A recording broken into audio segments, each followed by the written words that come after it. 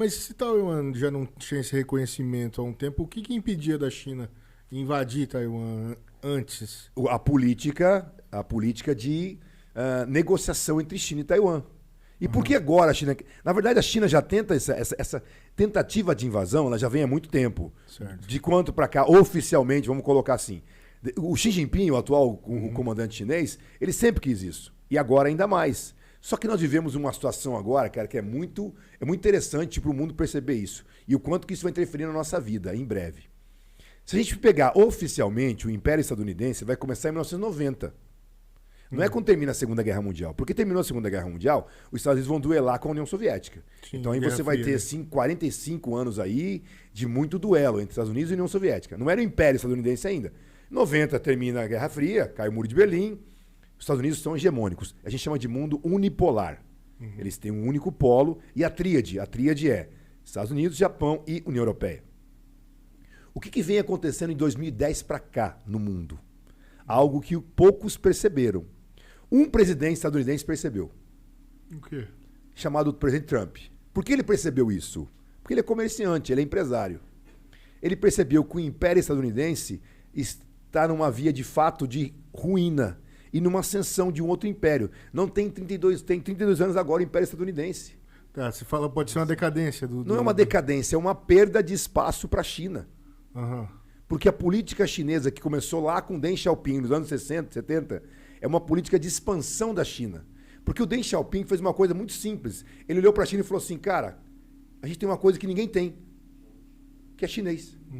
Ninguém tem chinês igual nós, só nós, viu? Então, o que nós vamos mandar no mundo? Porque esse chinês serve para duas coisas, para produzir e para consumir. Hoje a China é um país urbano, cara. Tem 1,4 bilhão de pessoas. 53% moram em cidades.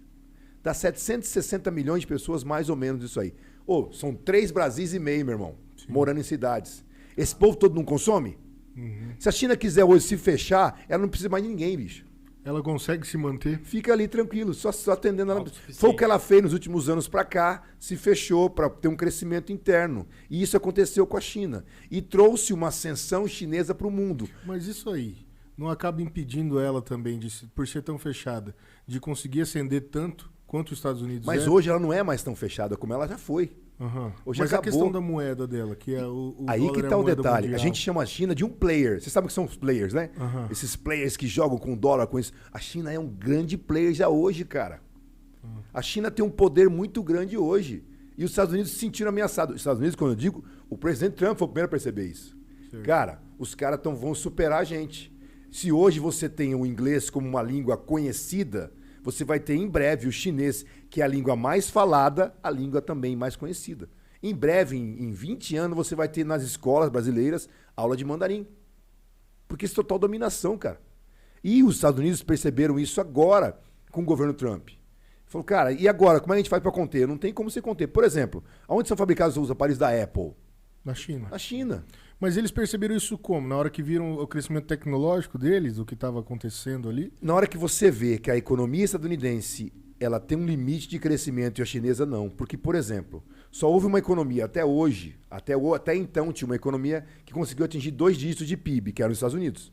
Hoje está na casa aí de 26 trilhões de dólares. A China está em 21. Então falta pouco para a China chegar a esses 30 trilhões e superar os Estados Unidos. Mas a moeda corrente da China não roda o mundo como dólar. Não né? roda como dólar. Só que o mundo vai viver um processo que nós chamamos de desdolarização da economia. Porque em breve, nesse mundo metaverso, esse mundo louco que a gente tem, Digital, você vai ter moedas digitais. Então você não precisa mais de moeda papel. E os Estados Unidos foram muito safos. Quando eles colocaram o dólar lá em 1945, quando terminou a Segunda Guerra Mundial, você atrela o dólar ao ouro, certo? Foi atrelado o dólar ao ouro. Hoje você não tem mais essa atrelação ao ouro. E você atrela o dólar ao quê? Ao próprio dólar. E quem tem esse poder de fabricar dólar? Os Estados Unidos. Sim. E o que a China percebeu?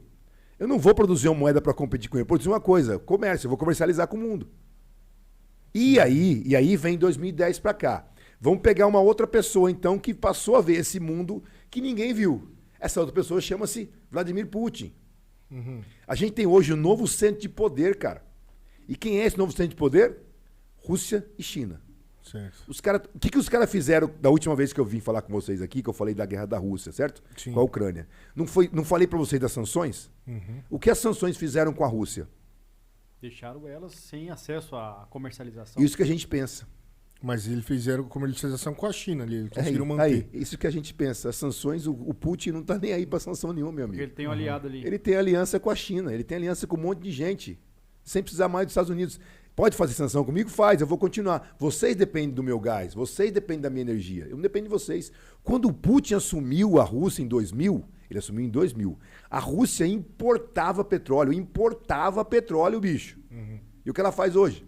Exporta. O maior exportador do mundo. Mas essa problemática aí, ele não acaba ficando na mão da China, a Rússia? A China não deixaria ele... Então, mas é um viés, viés de mão dupla aí. Vai e vem, dos dois lados.